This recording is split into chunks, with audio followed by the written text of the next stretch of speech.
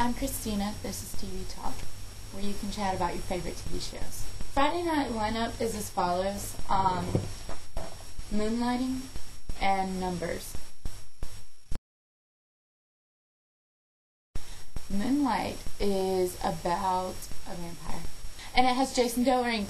Hi, Jason! I'm so happy to see you in a show. It made me really excited.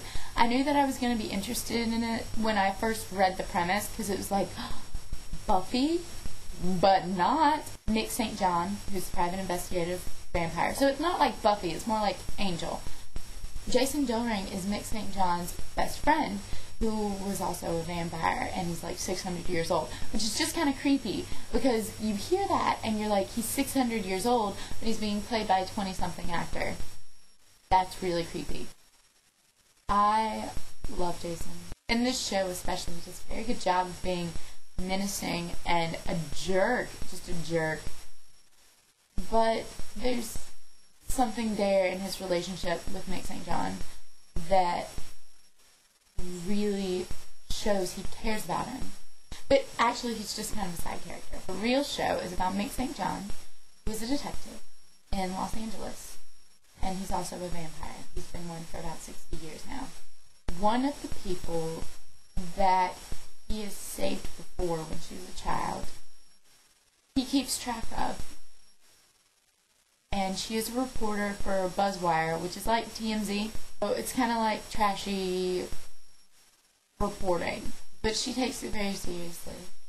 And in the first episode, she was actually doing a case on vampires, but it ended up being like fake vampires from a college, just academic types. It was pretty disgusting, really. And then this episode, she was focusing on a killer that just got out of jail on parole. The reason this was important to Nick St. John was because he had put this guy behind bars.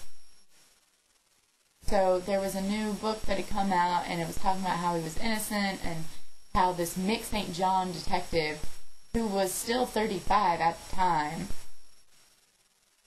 put him behind bars and tampered with evidence and all this crap, which is just crap.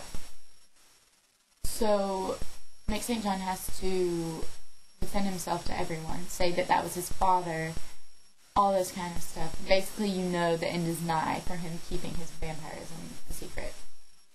Especially for the guy that just got out of jail. He knows that Mick is a vampire because Mick tried to kill him and wasn't able to. Something intervened. It was like, oh, crap. The relationship between Nick and this woman is very interesting because you know that he loves her, but yet it's kind of creepy because he's 90 years old. He's never gonna age, and she always will. And she already has a fiancé, boyfriend, lover, who their relationship's really undefined, but apparently he's a DA. I don't know. The real high point of this episode was that at the very end, after Nick has killed that guy, well, technically she killed him.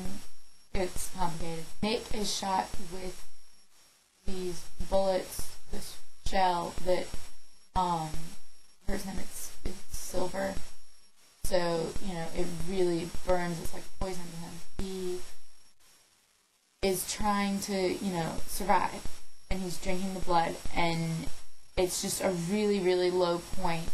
And she comes in to the room, and she's like, "Why did you leave? What is going on? What is your secret? What are you not telling me?" And she finds him. And I'm just like, oh shit! What's gonna happen next? What's next? What's next? So hopefully next week's gonna be really interesting. As for Numbers, it was really good to have Granger back.